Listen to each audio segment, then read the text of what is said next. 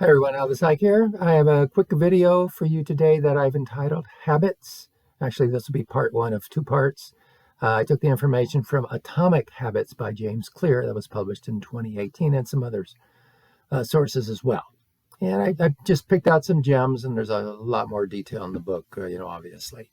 So, a habit is a routine or behavior that is performed regularly and in many cases automatically. Now, I get some information from Dave Brailsford. He's the British Cycling Performance Director that was hired in 2003. The aggregation of marginal gains, he talks about that. So you make tiny improvements, like 1% improvements, and they add up. This philosophy pays dividends for the British cycling team. And or paid dividends for the British cycling team. And to me, this kind of reminds me of compound interest. Okay, and Warren Buffett compared building wealth through interest to rolling a snowball down a hill. It just kind of gets bigger and bigger and bigger. Okay, so basically little things that don't look like much add up over time.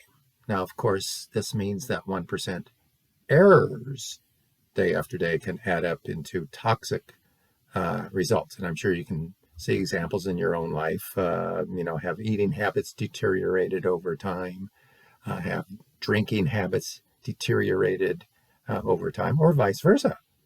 Have eating habits improved over time, have drinking habits improved over time.